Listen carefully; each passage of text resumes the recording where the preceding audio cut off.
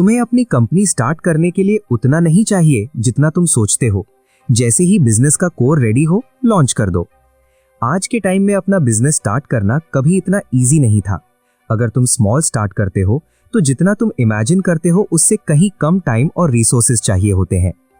पहले थोड़ा टेस्ट करो। अपनी जॉब छोड़ के 100 आवर वीक्स मेहनत करने की जरूरत नहीं है। बस हर वीक थोड़ा टाइम निकाल के अपने आइडिया पे काम करो और देखो कि तुम्हारा एंथुजियाज्म कितना है। तुम्हें हैवी डेट लेने की भी जरूरत नहीं है। जो फैसिलिटीज और इक्विपमेंट तुम्हारे पास ऑलरेडी अवेलेबल है या इजीली अफोर्ड कर सकते हो, उनका यूज करो।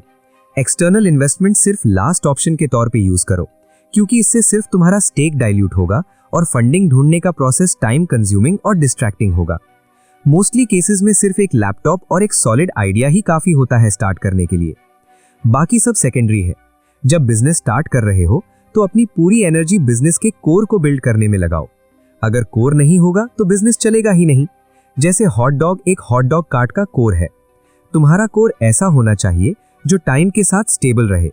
Amazon का कोर सिर्फ बुक्स नहीं था, बल्कि फास्ट शिपिंग, अफोर्डेबल प्राइसेस और वाइड सिलेक्शन था। पब्लिशिंग ट्रेंड्स आते जाते रहते हैं, लेकिन ये चीजें हमेशा वैल्यूएबल रहेंगी। जैसे ही कोर रेडी हो, तुरंत लॉन्च करो। हर एक चीज परफेक्ट होने का वेट मत करो। जब 37 सिग्नल्स ने अपना बेस कैंप प्रोडक्ट लॉन्च किया था, तब वो कस्टमर्स को बिल तक नहीं कर पा रहे थे। लेकिन क्योंकि बिलिंग साइकिल मंथली थी, उनके पास 4 वीक्स का टाइम था इशू फिक्स करने के लिए। डिटेल्स बाद में भी सेट हो सकती है, बस स्टार्ट कर दो और धीरे धीरे एडजस्ट करते रहो। चैप्टर 1, किसी ऐसे चीज के लिए स्टैंड लो जो तुम्हें मैटर करती हो। एक सक्सेसफुल कंपनी चलाने के लिए जो अर्जेंसी और डेडिकेशन चाहिए होती है, वो तभी आ सकती है जब तुम किसी ऐसे चीज पर काम करो जो तुम्हारे लिए इंपॉर्टेंट हो। अगर तुम कुछ कर रहे हो तो ऐसा करो जिससे तुम्हें खुद पर प्राइड फील हो। कुछ लोग पहले से ही बिजनेस स्टार्ट करते वक्त एग्जिट प्लान बना लेते हैं। ये वैसे ही है जैसे किसी रिलेशनशिप में सिर्फ ब्रेकअप के इंटेंशन से एंटर करना। बिल्कुल अब्सर्ड। जैसे एक रिलेशनशिप कमिटमेंट और पैशन पे बेस्ड होती है, वैसे ही एक बिजनेस भी कमिटमेंट और डेडिकेशन मांगता है, ना कि किसी भी मोमेंट उसे बेचने का प्लान। जो चीज तुम्हारे लिए इंपॉर्टेंट है, उसके लिए स्टैंड लेना लॉयल फॉलोअर्स और फैंस अट्रैक्ट करने का भी एक बेस्ट वे है। जैसे शिकागो के विनीज सब शॉप को देखो। उन्होंने आफ्टरनून में सैंडविचेस बेचना बंद कर दिया, क्योंकि तब तक उनकी ब्रेड उतनी फ्रेश नहीं रहती जितनी मॉर्निंग में होती है।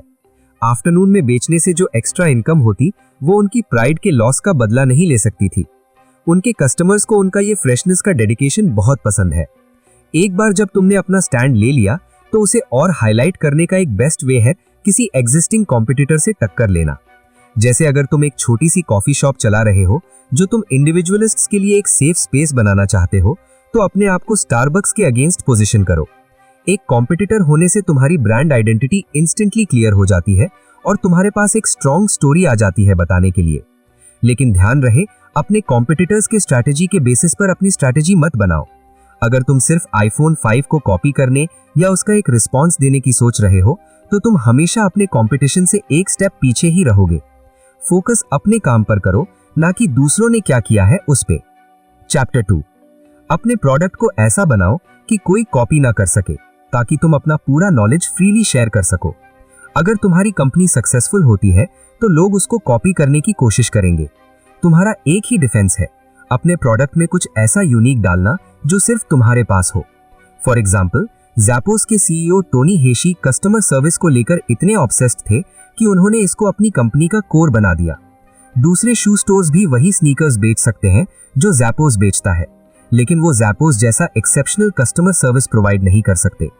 एक बेस्ट वे अपनी पैशन फाइंड करने का ये है कि ऐसे प्रोडक्ट या सर्विस बनाओ जो तुम खुद यूज करना पसंद करोगे। जैसे ट्रैक कोच बिल बावरमैन को अपनी टीम के लिए लाइट वेट रनिंग शूज चाहिए थे, तो उन्होंने अपने घर के वॉफल आयरन में रबर डाल दिया और famous Nike waffle sole invent हो गया। मोस्टली लोग जब कोई प्रोडक्ट खरीदते हैं तो उन्हें उससे बहुत उम्मीद होती है, पर जब वो यूज करते हैं तो डिसअपॉइंटेड फील करते हैं। तुम्हारा प्रोडक्ट इसका बिल्कुल ऑपोजिट होना चाहिए। उसको इतना सिंपल और इजी टू यूज बनाओ कि लोग उसे एक्सपेक्टेड से भी ज्यादा पसंद करें और अपने दोस्तों को भी रेकमेंड करें। अगर तुम ये अचीव कर लेते हो तो अपने प्रोडक्ट को एक ड्रग डीलर की तरह बेच सकते हो। लोगों को फ्री में एक छोटी सी टेस्ट दो और फिर वो खुद वापस आएंगे और चाहेंगे। जब तुम्हारे पास एक ऐसा यूनिक प्रोडक्ट हो जो कस्टमर्स को बार बार वापस लाता हो, तब तुम अपना पूरा नॉलेज फ्रीली शेयर कर सकते हो बिना किसी ऐसे सीक्रेट को रिवील किए जो तुम्हारे कॉम्पिटिटर्स कॉपी कर सके। जैसे ग्रेट शेफ्स अपने बेस्ट रेसिपीज के कुकबुक्स पब्लिश करके अपनी ब्रांडिंग बढ़ाते हैं, वैसे ही तुम भी अपनी कंपनी को प्रमोट कर सकते हो बाय शेयरिंग अपने वैल्यूएबल एक्सपीरियंसेस और स्पेशलाइज्ड नॉलेज। और बेटर ये होगा कि तुम लोगों को हाउ टू गाइड्स, कोर्सेज और वीडियोस के थ्रू सिखाने लगो।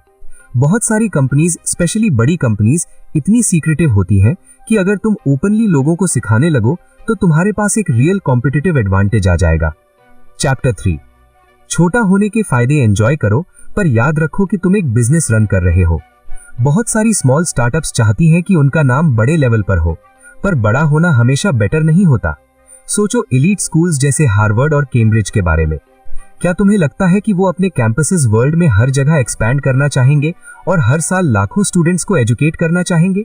नहीं, वो अपने करंट साइज में ही खुश हैं और तुम्हें भी वैसे ही सोचना चाहिए। फॉर एग्जाम्पल, अगर तुम छोटी कंपनी हो और मीडिया की नजर में नहीं हो तो तुम बिना किसी डर के नए एक्सपेरिमेंट्स कर सकते हो। जैसे ब्रॉडवे म्यूजिकल्स को न्यूयॉर्क में लॉन्च करने से पहले छोटी सिटीज में टेस्ट किया जाता है, वैसे ही तुम अपनी छोटी कंपनी के ऑब्सक्योर फेज का फायदा उठा सकते हो नए आइडियाज और प्रोसेसेस टेस्ट करने के लिए। छोटा होने का एक बड़ा एडवांटेज ये है कि तुम्हारी पूरी टीम बिजनेस के फ्रंट लाइन पर होती है, डायरेक्टली कस्टमर्स के साथ इंटरैक्ट करती है और उनका फीडबैक सुनती है। बड़ी कंपनीज में एक कॉम्प्लेक्स हायरार्की होती है जो फीडबैक को सप्रेस कर देती है और डिसीजन मेकिंग स्लो कर देती है। जब हर बंदा कस्टमर सेटिस्फैक्शन का जिम्मेदार होता है तो प्रॉब्लम्स का जल्दी सोल्यूशन मिलता है, जो इफेक्टिव कस्टमर सर्विस के लिए जरूरी है। लेकिन इसका मतलब ये नहीं कि छोटा होने का एक्सक्यूज लेकर तुम भूल जाओ कि तुम एक बिजनेस रन कर रहे हो। बहुत सारी स्टार्टअप्स एक इमेजिनरी दुनिया में रहती हैं जहां वो सिर्फ इन्वेस्टर्स का पैसा उड़ाती हैं बिना प्रॉफिटेबिलिटी की टेंशन लिए। ऐसे स्टार्टअप्स एक्चुअली बिजनेस नहीं होते, बल्कि सिर्फ फाउंडर्स के ग्लोरिफाइड हॉबीज होते हैं। अगर तुम एक सक्सेसफुल बिजनेस बनाना चाहते हो तो शुरू से ही एक क्लियर पाथ रखो जो प्रॉफिटेबिलिटी तक ले जाए। Chapter 4, less is more. No बोलना शुरू करो और अपने प्रोडक्ट को लीन रखो। जितना हो सके नो बोलना सीखो और अपने प्रोडक्ट को सिंपल और फोकस्ड रखो। जैसे शेफ गॉर्डन रैमजी अपने टीवी शो किचन नाइटमेयर्स में खराब रेस्टोरेंट को ठीक करने के लिए सबसे पहला काम करता है, मेन्यू से 2/3 आइटम्स हटा देता है। वैसे ही अगर तुम अपने प्रोडक्ट में किसी प्रॉब्लम का सामना कर रहे हो तो नए फीचर्स ऐड करने की जगह अननेसेसरी फीचर्स हटाओ। अगर तुम कुछ ग्रेट बनाना चाहते हो तो तुम्हें सिर्फ अच्छा होने वाली चीजों को छांटना होगा। एक्चुअली अपनी लिमिटेशंस को एक्सेप्ट करो। जैसे अर्नेस्ट हेमिंगवे ने सिंपल और छोटी लाइंस लिखकर नोबेल प्राइज जीतने वाली फिक्शन लिखी, वैसे ही तुम लिमिटेड फीचर्स के साथ एक अमेजिंग प्रोडक्ट या सर्विस बना सकते हो। अगर तुम्हारे कॉम्पिटिटर्स के प्रोडक्ट्स में बहुत सारे फीचर्स हैं तो तुम उनसे बेटर बनने के चक्कर में हर फीचर कॉपी मत करो। उसके बदले फ्यूअर फीचर्स ऑफर करो जो तुम्हारे प्रोडक्ट को सिंपल और इजी टू यूज बनाए। वैल्यू बढ़ाने का एक बेस्ट तरीका यह है कि डिसाइड करो कि तुम्हें क्या नहीं बेचना चाहिए। सोचो, ग्रेट आर्ट गैलरीज दुनिया के हर पेंटिंग को नहीं दिखाती, सिर्फ कुछ बेस्ट वाले सिलेक्ट करती हैं। वैसे ही तुम्हें अननेसेसरी चीजें हटानी होंगी और जो बचेगा उसके लिए पर्सनली गारंटी लेनी होगी। लेकिन अपने प्रोडक्ट या सर्विस को सिंपल रखना इजी नहीं होता। जैसे जैसे कस्टमर्स बढ़ेंगे तुम्हें नए नए फीचर रिक्वेस्ट्स मिलेंगी, यूजर्स से भी और तुम्हारी टीम के अंदर से भी। गलती से भी इन रिक्वेस्ट्स का ओवर रिएक्शन में आकर तुरंत चेंजेस मत करो। अगर हर रिक्वेस्ट को सुनकर नए फीचर्स ऐड कर दोगे तो तुम्हारा प्रोडक्ट पहचान से बाहर हो जाएगा और नए कस्टमर्स कंफ्यूज हो जाएंगे। इसलिए सबसे पहले नो बोलो, चाहे कोई भी आइडिया कितना भी अच्छा क्यों ना लगे। अगर कोई कस्टमर रिक्वेस्ट सच में इंपॉर्टेंट होगी तो वो बार बार रिपीट होगी और तब तुम्हें समझ आ जाएगा कि उसे इग्नोर नहीं किया जा सकता। चैप्टर 5, बड़े कॉर्पोरेशंस जैसे मार्केटिंग और कम्युनिकेशन मत करो। ऑनेस्ट, पर्सनल और क्विक रहो। अगर तुम्हारी कंपनी छोटी है तो कोई प्रॉब्लम नहीं, अपनी असली साइज को दिखाने वाले कम्युनिकेशन में कोई बुराई नहीं है। प्राउड फील करो कि तुम्हारी छोटी टीम तुम्हें क्लियरली कम्युनिकेट करने का मौका देती है, अनलाइक बड़े कॉर्पोरेशंस की मीनिंगलेस जार्गन भरी प्रेस रिलीजेस। जैसे ट्रांसपेरेंसी को अपनी कम्युनिकेशन स्ट्रैटेजी का एक बड़ा पार्ट कहने के बजाय सीधा बोलो कि तुम ऑनेस्ट हो। एडवर्टाइजिंग और एक्टिव मार्केटिंग काफी महंगी होती है कस्टमर्स तक पहुंचने के लिए। इसके बजाय एक लॉयल ऑडियंस बनाओ जो वैल्यूएबल इंफॉर्मेशन शेयर करने की वजह से वापस आए। इस तरह से तुम बिना एक पैसा खर्च किए उनका ध्यान खींच सकते हो। याद रखो, छोटी ऑर्गेनाइजेशन में मार्केटिंग सिर्फ एक टीम का काम नहीं होता, बल्कि सबकी रिस्पॉन्सिबिलिटी होती है। हर email, phone call, blog post और सोशल मीडिया अपडेट मार्केटिंग का एक पार्ट होती है जो कस्टमर्स के साथ बॉन्ड स्ट्रॉन्ग बना सकती है। एक्चुअली कस्टमर्स को कंपनी के पीछे का सीन दिखाना भी एक अच्छा तरीका है ताकि वो तुम्हें और तुम्हारी टीम को और अच्छे से जान सके। जब प्रेस कवरेज के लिए ट्राई करो तो मास मीडिया के बजाय नीश मीडिया पर फोकस करो। एक वेल टारगेटेड छोटी मैगजीन या ब्लॉग का आर्टिकल तुम्हारी वेबसाइट ट्रैफिक और सेल्स को ज्यादा बढ़ा सकता है एक बड़े न्यूज़पेपर की स्टोरी के कंपैरिजन में। इससे तुम जर्नलिस्ट्स को मास प्रेस रिलीजेस भेजने के बजाय पर्सनली अप्रोच कर सकते हो। कस्टमर्स के साथ जो बॉन्ड तुम बना रहे हो उसमें कभी ना कभी टफ सिचुएशंस भी आएंगी। इसलिए स्ट्रेट फॉरवर्ड कम्युनिकेटर होने का मतलब यह है कि तुम अपनी कमी और गलतियों को ओपनली एक्सेप्ट करो। कोई भी ऐसी कंपनीज को पसंद नहीं करता जो अपनी प्रॉब्लम्स छुपाने की कोशिश करती हैं। अगर कोई बुरा न्यूज़ देना जरूरी हो तो फेक सॉरी और कॉर्पोरेट लिंगो जैसे we apologise for any inconvenience this may have caused you मत करो। इसके बजाय सोचो कि एक कस्टमर होने के नाते तुम कैसे सॉरी सुनना पसंद करोगे।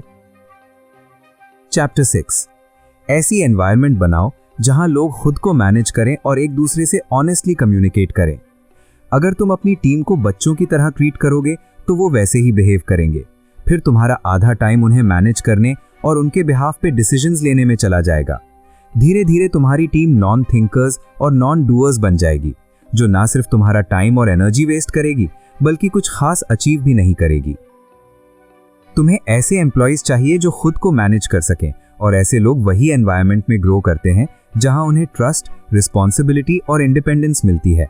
एक अच्छी वर्क एनवायरनमेंट की एक इंपॉर्टेंट क्वालिटी है डायरेक्ट कम्युनिकेशन। एब्स्ट्रैक्ट और अननेसेसरीली लॉन्ग एक्सप्लेनेशंस अवॉइड करो। सीधा पॉइंट पे आओ और अपनी टीम को क्लियरली समझाने की आदत डालो। मीटिंग रूम्स में प्रॉब्लम्स डिस्कस करने के बजाय डायरेक्टली प्रॉब्लम साइट पे जाओ और देखो कि एक्चुअल इशू क्या है। क्रिटिसिज्म भी उतना ही ऑनेस्ट होना चाहिए। अगर टीम बहुत बड़ी हो और मेंबर्स एक दूसरे को अच्छे से ना जानते हो तो डिस्कशंस फ्रीली फ्लो नहीं करेंगी। इसलिए फ्रैंक और ऑनेस्ट कम्युनिकेशन जरूरी है ताकि गलत आइडियाज वहीं रिजेक्ट हो जाएं जहां जरूरत हो। और एक चीज का ध्यान रखो, कुछ स्पेसिफिक वर्ड्स अवॉइड करो। जब अपनी टीम से बात कर रहे हो सोचो एक सिचुएशन जहां तुम किसी इम्पॉसिबल टास्क का सामना कर रहे हो और कोई तुमसे कहे हम बिना इसके सर्वाइव नहीं कर सकते, ये तुम्हारे लिए इजी है। ये बात सुन के डिस्कशन का स्कोप तो जीरो हो जाता है, राइट? ऐसे ही कुछ वर्ड्स जैसे need, must, only, can't directly किसी के काम या सिचुएशन पे जजमेंट देते हैं जो हेल्दी डिस्कशन को किल कर सकते हैं। और हाँ, एक और चीज, ASAP बोलना बंद करो। ये इतना ओवर यूज हो चुका है कि इसका एक्चुअल अर्जेंसी का कोई मतलब ही नहीं बचा। इसका सिर्फ यही इफेक्ट होता है कि दूसरी रिक्वेस्ट्स ऑटोमेटिकली कम अर्जेंट लगने लगती हैं। चैप्टर 7, ज्यादा प्लानिंग मत करो, क्विक और फ्लेक्सिबल डिसीजंस लो। एक छोटी कंपनी होने का सबसे बड़ा एडवांटेज यही है कि तुम जल्दी डिसीजंस ले सकते हो बिना किसी अननेसेसरी ब्यूरोक्रेसी के। इसलिए चलो एक डिसीजन लेते हैं कहना शुरू करो, चलो सोचते हैं कहना बंद करो। परफेक्ट सोल्यूशन ढूंढने की जरूरत नहीं है, जल्दी से गुड इनफ तक पहुंचो और आगे बढ़ो। ओवर एनालाइज मत करो, ओवर प्लान मत करो। वैसे भी अगर क्रिस्टल बॉल नहीं है तो एस्टिमेटिंग और प्लानिंग सिर्फ गेस वर्क ही होती है।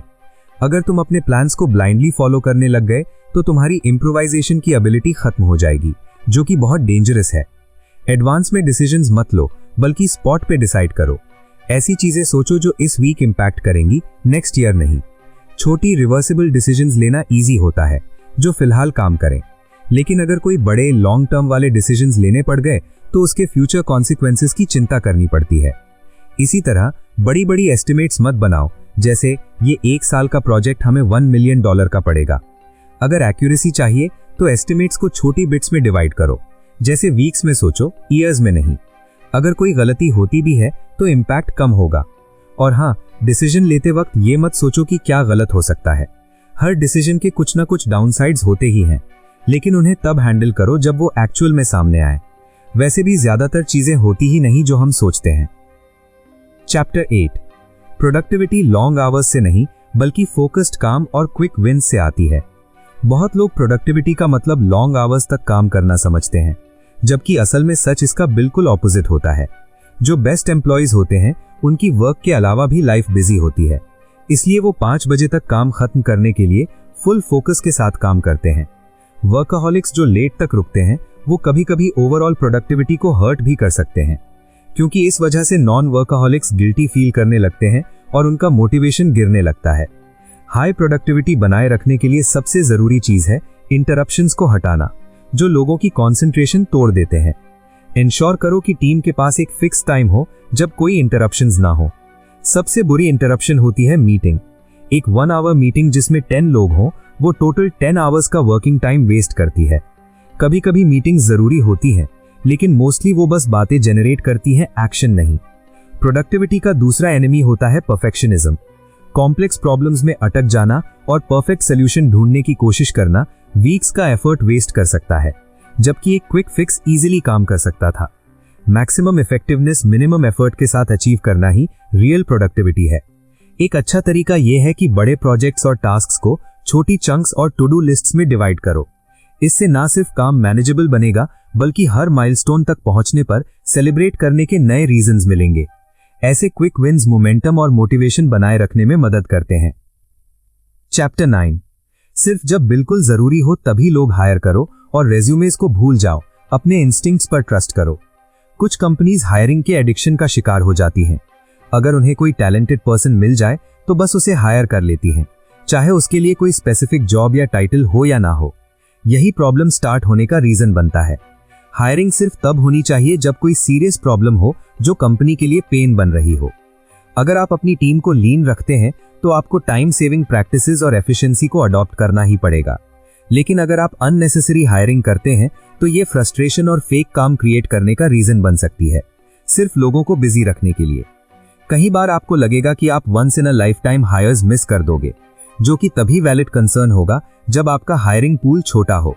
लेकिन अगर आप ग्लोबली हायरिंग के लिए ओपन हो तो आपको हमेशा नए टैलेंटेड लोग मिलते रहेंगे।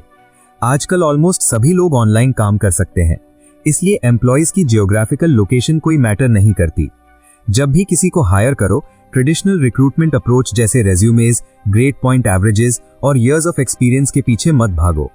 इंस्टेड अपने इंस्टिंक्ट्स को फॉलो करो और देखो कि उन्होंने अपनी पास्ट एक्सपीरियंस से क्या एक्चुअल स्किल्स डेवलप की है। और सबसे जरूरी चीज, एम्प्लॉयज को टेस्ट ड्राइव करो। सिर्फ इंटरव्यू के बेसिस पर किसी के काम का अंदाजा लगाना मुश्किल होता है। इंस्टेड एक छोटा प्रोजेक्ट दो जो उनके स्किल्स को टेस्ट कर सके। BMW ने तो इवन एक फेक असेंबली लाइन भी बनाई थी जिसमें रिक्रूटर्स प्रोस्पेक्टिव एम्प्लॉयज को काम करते हुए देख सकें। और एक इंपॉर्टेंट बात, हमेशा ऐसे लोग हायर करो जो वो काम करें जो आपने खुद कभी किया हो।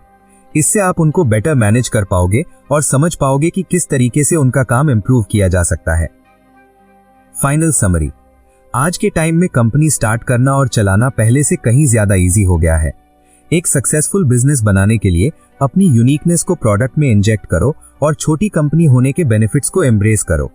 ट्रस्ट, इंडिपेंडेंस और फोकस पर ध्यान देकर एक अच्छा वर्क एनवायरनमेंट बनाओ।